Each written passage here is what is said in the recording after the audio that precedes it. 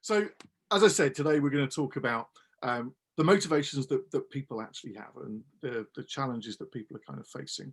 And I want to start by setting a bit of context. This is perhaps the most overused slide in the world at the moment. The world is in a constant state of flux. Well, it particularly is at the moment. And to talk about COVID is one of those things that I think, you know, we all can probably agree it's a little bit overplayed, but it's still really, really, really important to all of us. And in the best of times, the world of work is really in a constant state of flux, and it's shaped by a lot of different factors: technology, social, political movements, state of the economy, and obviously at the moment, COVID. And the effects of that is going to impact business for years to come. In good times and bad, throughout history, we see examples of how these factors have changed the way that we work together. And really it is about how we work together, not apart. But let's think back, and some of you may be old enough, possibly not, to remember these things, rotary phones. When I first was in an office, I think we still might have had rotary phones hidden somewhere at the back, but they were really the driver of how we did business.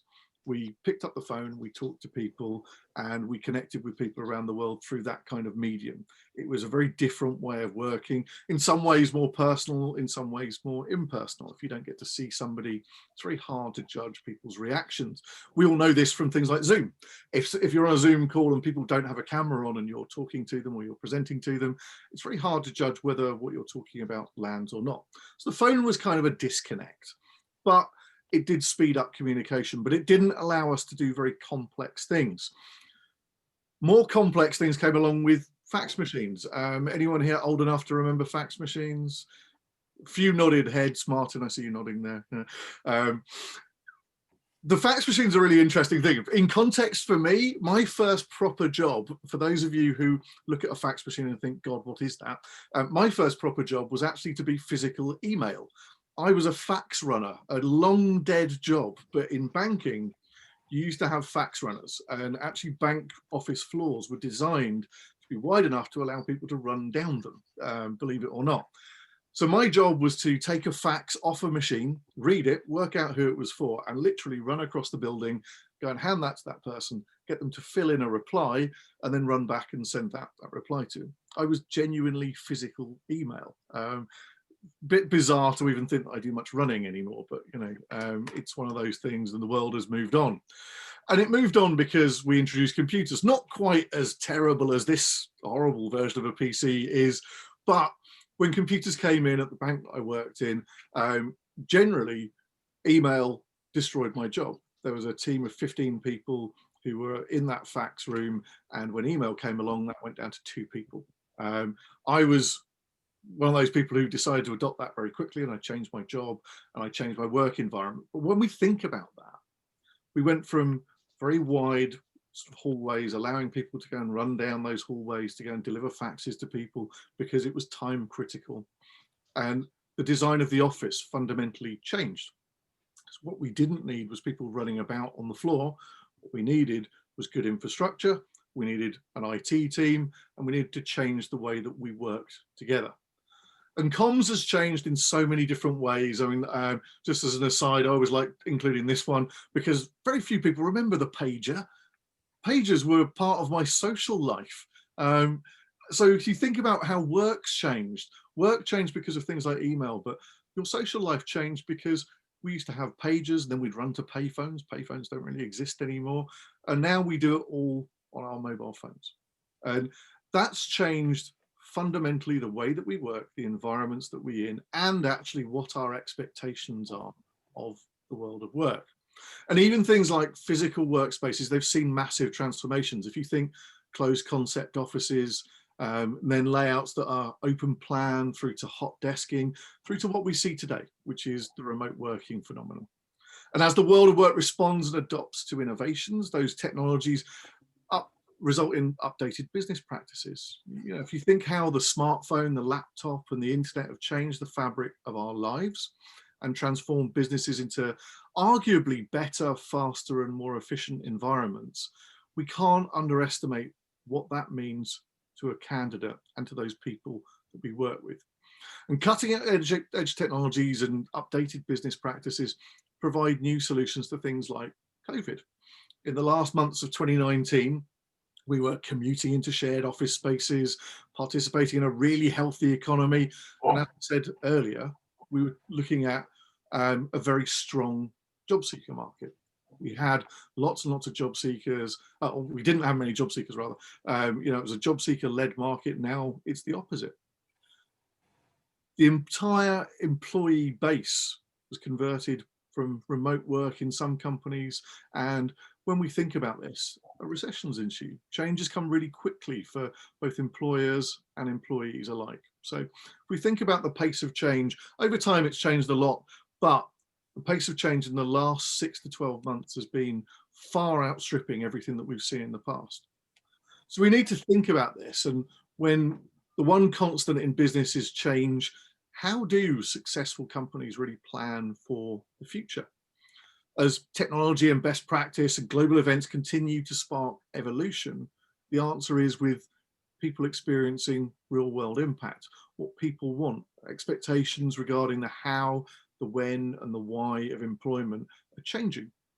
And that provides guidelines for agile employers to bring strong foundations for the future. So we really need to think that as employers, are we doing the best we can for those remote workers, or for the changes in the way that our business is going to be practicing everything that we do? So if we think about this, how can I attract and retain the talent that my company needs to thrive? Well, we've really got to think about that and think about the impact of a lot of the things that have gone on recently. I've spoken to a lot of organizations that have said they're looking for ways to cut costs to remain open. And that's unfortunately a sad reality of a lot of organizations. They're adjusting their policies, and in some organizations actually eliminating really good policies and programs that have helped employees out. So really, when we start seeing that happen, it's a pretty bad sign for the employee. And organizations really need to think about, is stripping things out a good idea, or is this an opportunity to build and think about new programs and new initiatives? More than ever, companies are striving to position themselves for a return to growth, though. Being future focused means continuing to offer value to your workforce, allowing yourself to attract and retain key employees who are going to be crucial to survival and to perhaps thriving during and following a severe economic downturn. Now, there may be some of you that have seen this before. This was actually the Forbes Future Workplace survey that was done not that long ago. Some companies are, Future Workplace was done, when was it? 31st of March, 2020. This was a survey of 350 HR leaders, mainly in the US. But this was about the impact of coronavirus. And as you can see, a lot of respondents indicated that this environment gives an opportunity to rethink some of the assumptions about current business practices, perhaps cross-train employees, create new products, create new services, and think about that key point. Knowing what people want and their expectations regarding the how, the when, and the why of employment is really, really crucial to thinking about company positioning. So I think these are really, really, really interesting data points to look at. If you're thinking about how your organization positions itself going forward, perhaps take some of this on board. And it's a slide that I've used many times in talking to senior leaders, because it does show that there are smart companies that are saying, yes, this is an opportunity to rethink some of those assumptions, rethink business practices, and maybe reposition some of the stuff we do, but also to reposition employees. I think when we look at organizations a lot of the time, we know there are certain people who are displaced. We perhaps hired them because they were very good. We didn't perhaps put them in the best place in the business, and they don't actually turn out being that successful. Well, this is perhaps an opportunity to rethink those people and reposition them. So let's think about key attractions for today's workforce. And probably the principal question here, if I asked you the question of how long have you been in your job? Well, statistically, most of you will say that it's 5 years or less. I mean, I've been in my job now at Indeed. I'm just coming up on 6 years. That's something of an anomaly across Europe, particularly when you look in the world of recruitment. It's quite rare. Lots of people seem to move around quite quickly. And even in the pre-pandemic world of work, job stability had changed pretty significantly. In 2019, staying in one job or even in the same industry for 20 or 30 years had been almost as much of a relic as that pager was earlier. Now, I've been in recruitment for 25 years this year. So either I lack imagination or I really love what I do. Personally, I think it's the latter. But it's very rare to see people stay in the same industry. People tend to move around quite a lot. The younger generation is on the move even more. I mean, one study found very recently that 43% of younger people plan to leave their jobs within 2 years. When I say younger people, that's people below the age of 25. When I think back to when I was younger, I moved around a fair bit as well, though. So though that is a statistic that's kind of thrown around quite a lot, I think it's not that uncommon for younger people to want to change. But with all that change, how do you attract and hold on to quality employees? That's a big question for all of us. We were curious about job seeker motivation, so we conducted a survey in the UK to uncover what made people's current job attractive. So we asked, for which of the following reasons did you decide to accept the offer on your current job? And when you remove the really practical response of location from the list, flexibility and a work-life balance ranked above everything else. So that's a really, really, really interesting trend to think about. And really, we should be thinking about, what does flexibility mean to people? In the past, flexible work was often, it was synonymous with working from home. But when we think, flexible work has become really closely tied to the idea of work-life integration. So that's an approach that creates more synergies between all areas that define life, work, home, family, community, well-being, and health. Work-life integration and work-life balance sound really, really similar, but there are actually subtle differences. Work-life balance assumes a really hard and fast boundary between the world of work and the world of home life.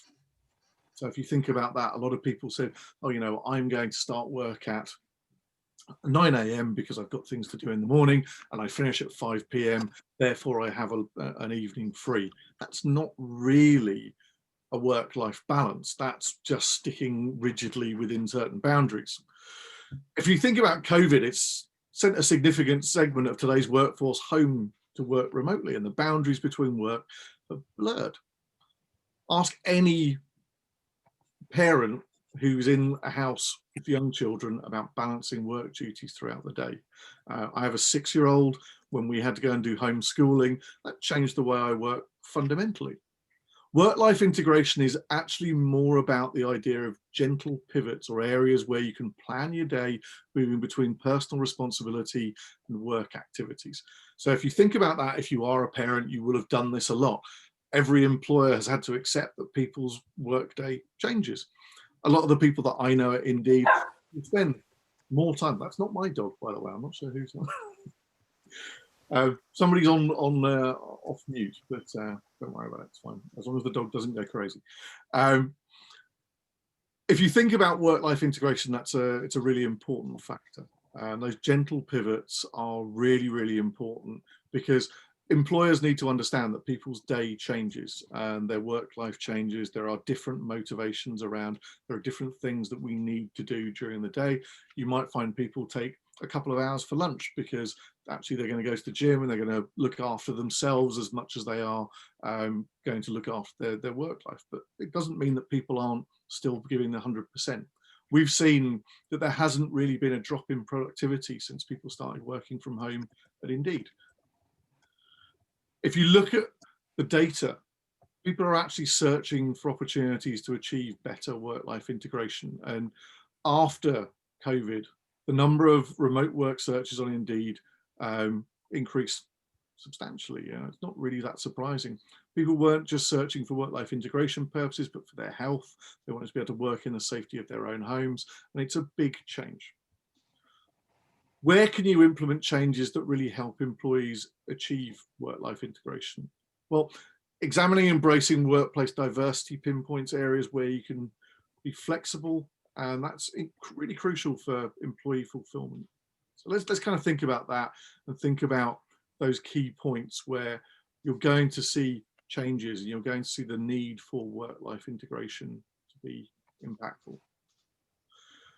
Recognizing diversity in your workplace really helps understand motivation. So work is a significant factor in everyone's life. So if we look at one group, older members of the workforce, to see how work-life integration impacts hiring, well, as more employers are aware of the need to focus on increasing workplace diversity, older workers can get overlooked. If you think back to 2019, that was one of the biggest topics that we saw in events like this. If you went to roundtables, we were talking about an aging workforce.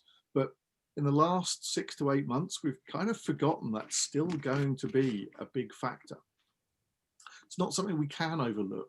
Data clearly shows that we've got more and more older workers, and with pensionable ages rising, that trend isn't going to go away.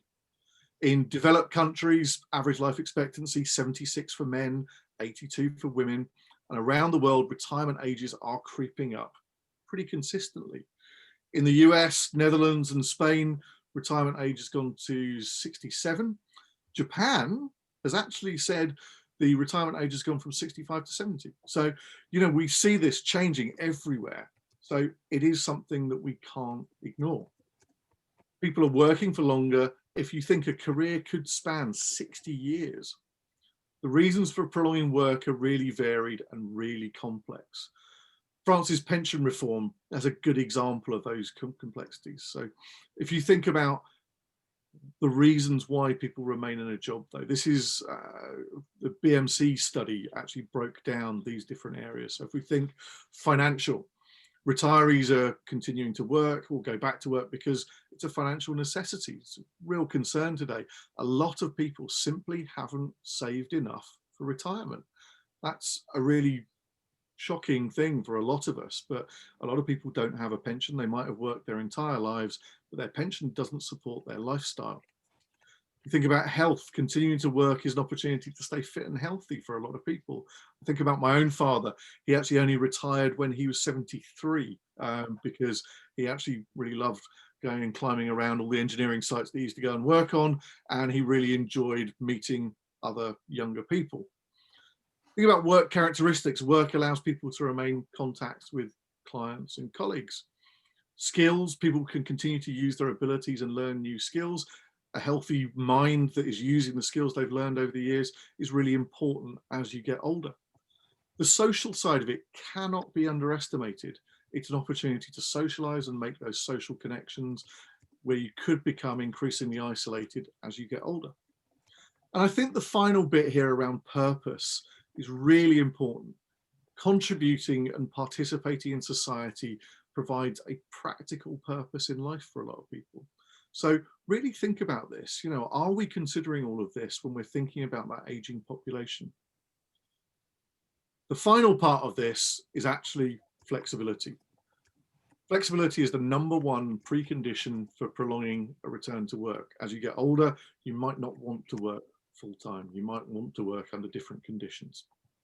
So really think about that in terms of how you interact with that aging workforce, and think about the skills that those people could potentially bring to kind of upskill those newer people that are joining your organizations.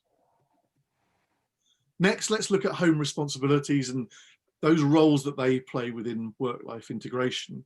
And while studies have shown parenthood has a greater impact on women, evidence reveals this is actually starting to shift. Men are trying to navigate how they can be more present at home whilst also being really career orientated. 85% of fathers in 7 countries said they'd be willing to do anything to be very involved in the early weeks or months of caring for a newly born or adopted child. And as COVID sent children and their working parents at home, a BCG study showed that 60% of respondents received no outside assistance with childcare or home education. We certainly didn't. My wife and I caring for our 6-year-old and doing homeschooling, but we had no external output on that. And that's tough. It's really difficult to do. Those parents that had kids at home were on average spending an additional 27 hours a week on household responsibilities and schooling than before the pandemic. That's an enormous amount of impact. That's a big amount of weight being put on people. And that's a big challenge. So with so many responsibilities at home, it's no wonder that even before COVID, job search behaviour showed searches for family-friendly work, including things as on-site, like on-site daycare, family benefits. They've really been on the rise. They've been on the rise for a long time now, but we've seen a big uptick since COVID came in. We're also seeing an increased emphasis on meaningful careers. And I think we all kind of recognize that. We understand that meaning is more and more important to us. People want to feel they're contributing to a larger goal, whether it's their own career goals, their company goals, or societal goals. Those are other things that we need to kind of bear in mind. Now, how do employers connect to and express workforce meaningfulness? So we asked job seekers in the UK, assume that a job you applied for met all of your personal requirements, you had a really positive interview experience. Which of the following factors would make you reconsider accepting an offer from that company? And what we learned was that job seekers want a company's mission and values to align with their own and feel a natural connection with the organization's products and services. And it all circles back to meaning. And that's true not only from the talent attraction end of the pipeline, but also from the standpoint of employee retention. Even in hard times, meaning matters to job seekers.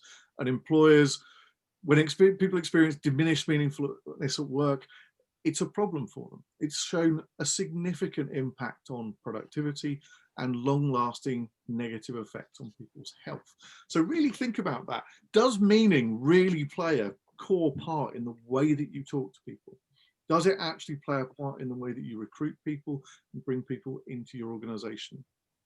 The value companies offer, and both current employees and prospective candidates, is really critical to your attraction, retention, and engagement. And where your company's values intersect with your employees' values, that's the sweet spot around fulfillment. So let's have a quick look at how some company practices can cultivate employee experience that fulfills their aspirations. And as we ask and answer some key questions and consider real world examples, you might discover areas that you need to tweak that will help you attract and retain talent. It's really crucial to think about this, to evaluate your company policies and determine whether they enable flexibility and promote work-life integration. Sometimes, given the nature of an industry, you can't give people the degree of flexibility they want. If that's the case, are there services you can offer to help people cope? Let's say with long work hours, what can you do to help people cope with that? Are there other ways you can help offset the lack of flexibility in the work that you offer? Some companies have done some great initiatives, and I always want to talk about this one because I work for Indeed. They've been fantastic with us since the pandemic started. Dependent on your role at Indeed now, employees have got the option to either work full-time or part-time in their office, or split flexibility between both. There's only 1% of our global employee base that is required to be in an office full-time. So that's a really small percentage of people that will ever have to work full-time in an office if they want to.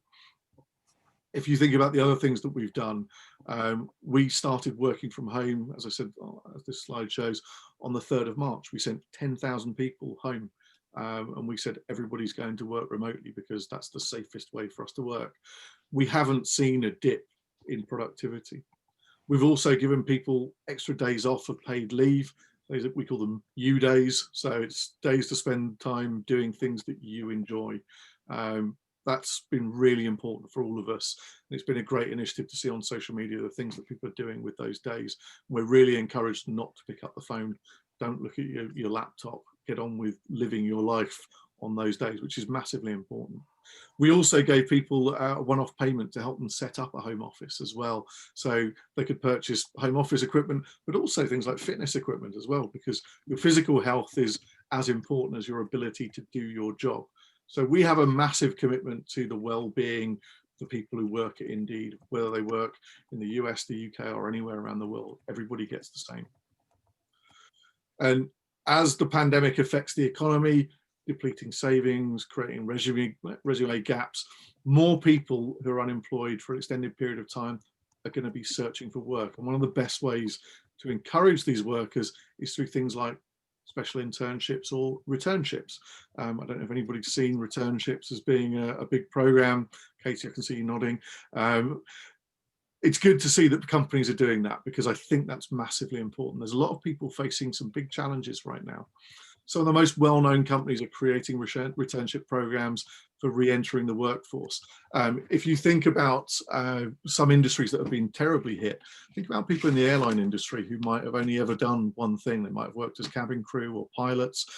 In my village, I have 2 pilots who live over the road from me. One is working for Hermes, one is currently delivery driving for Tesco's, just because they need to pay their mortgage. That's really challenging for them, and they're trying to work out how to go and return to work in something completely different. And returnship programs are massively important in doing that.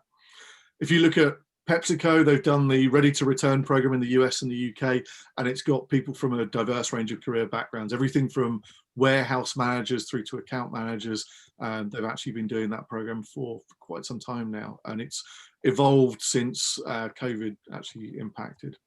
Scottish Power, they've done a fantastic program for all candidates who have taken a career break of 2 years or more, with opportunities to re-enter the STEM side of things. So this year, Scottish Power are broadening that criteria to include candidates who've had a role in STEM that have been directly impacted by COVID-19. So really, really great to see that. And, you know, I think more companies should be thinking about those returnship programs, thinking about how they can engage with people who have been challenged and affected by what's gone on right now.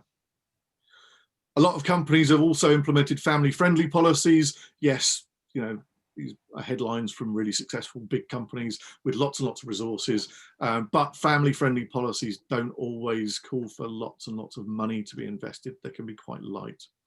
If you look at what Unilever have done, they've put creche services in. If a site's got more than 50 female employees, they immediately put creche services tailored in to local needs. Aviva have actually given equal parental leave. So any parents employed by Aviva are eligible for the same amount of paid and unpaid time off. Under the policy, UK employees are able to take 12 months of leave when a new child returns, and 26 weeks at full basic pay. That's fantastic, you know, really, really great to see. Vodafone have done a phased return to work. So you can do your phased return to work from parental leave, working for the equivalent of 30-hour week at full pay for an additional 6 months on top of your normal returning. So really great to see that. It doesn't necessarily have to cost you money. Obviously there's an impact on people and infrastructure, but think about those kind of things that you can do. They're not always difficult things to put in. Do your policies promote meaningful work? Well, how are you answering that basic question? You know, what are we working towards? Think about your company tagline, actually. That's probably where a lot of this stuff starts. And does it really convey who you are? Does anyone recognize this company? Our mission is to bring creative projects to life. It's one that I know really well because I actually really like it. I use the product quite a lot. And this is actually Kickstarter. And if you think about how Kickstarter works, yeah, that's a really great summation of what they do, bring creative projects to life. If you don't use Kickstarter, it's great. Go and have a look. There's some fantastic little projects on there. This one, I'm sure everybody is going to know who's on the call. Sorry, but I'm you know, flying the Indeed flag again today. But this really does get down to exactly what we do. We're all working towards helping people get jobs. But you need more than just a mission statement to create shared purpose in your organization. So people are looking for things like relatedness, and to build that connection, companies are increasingly encouraging employees to work with them to affect meaningful change. So you can start with your big statement, but then think about the other things that you're doing. So at Hewlett-Packard, employees were allowed to allocate 4 hours a month to volunteering in a socially responsible program. They measured the program's cost against employee attraction and retention, and they got benefits on both sides. When they cross-referenced those volunteer hours against performance, people who participated in the social responsibility volunteer program had a slightly higher performance rating. So despite the fact they were out of the business for 4 hours a month, doing something not related to their job, and they probably had some prep time, let's be honest, they still managed to perform slightly above those other people because they felt the company had given them that connection and given them some motivation to go and do something a bit different. They also tended to stay with the company longer in a more similar type of job to where they started out. So it's really interesting. If you'd like to look at the research around it, I can share the links for you as well. I think that's super important to think about. These types of policies and policies that lie in the overlapping and intersecting space between what talent wants and what your company needs are really at the heart of EVP. And they create a positive employee experience that really fulfills today's job seekers. Offering value is mutually beneficial. Meeting aspirations keeps employees happy, helps attract top talent, and really enables your business to retain top performers that you need to survive and thrive in any economic state, not just in what's going on around COVID. So hopefully all of this gave you some things to think about. We've talked a lot about, the impact of COVID and the challenges that that's facing, but we're all kind of talking about that a lot anyway. This is more about what allows people to be inspired and engaged, but also allows people to be flexible and meet the challenges that they're facing, whether it's in a pandemic or it's actually just the changing world of work that we're currently in. So I'm going to break us out now into a workshop, and I think we're going to split this into two sections here. The first question that I really wanted to pose to everybody is around meaningful work. But before we dive into that, did anybody have any quick questions? I know, Natasha, you were going to be just looking at chat, see if any questions had come in. Was there anything anybody wanted to cover off before we break out into workshops at all? If so, take yourself off mute and dive in, or put something into the chat if you want to. No. Okay. It's not really a question, but just to the returner program. So here at Colt, it was actually my initiative. So we have literally rolled out and launched our first returner program here in the UK. It was so successful. We set out with a number that we were looking to bring in through the program, and we ended up 220% over that number. Wow. So I'm now rolling it out. I'm literally I'm on calls and things now to roll it out in India. To give, we're using that program actually to try and attract females as well as males, but mostly there are women returning from raising a family, and we would like to see some more female engineers in our India office to give them an opportunity. So it's not open to internals. It's not open to anybody that has not had a career break of 2 years or less. But we've hired a lady that was out of the corporate life for about 8 years, and she's actually coming at a manager level because she was so senior that we couldn't overlook her skill set. So it's really worth looking at. Yeah, that's fantastic. That's quite amazing numbers there. Yeah, so it blew us away. We thought the business were a little bit skeptical about it because, rightly or wrongly, we all have bias, whether we think we have or not. We absolutely, every one of us is biased. Not one of us can say we're not.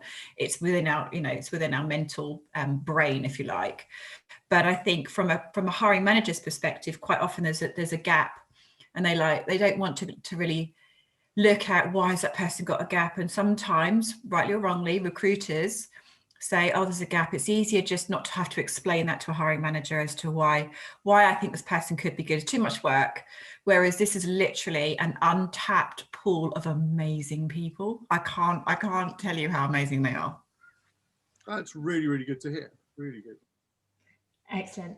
I think it's probably best to go into the first roundtable discussion just because we are sort of tight on time. I know it finishes at 11:30. So Matt, if you're able to introduce the actual question, and then what will happen, everyone, is you'll be split into two separate rooms. It will happen automatically and magically by myself. If you have any issues, I will be in the main room, so you can just come back and let me know if there are any.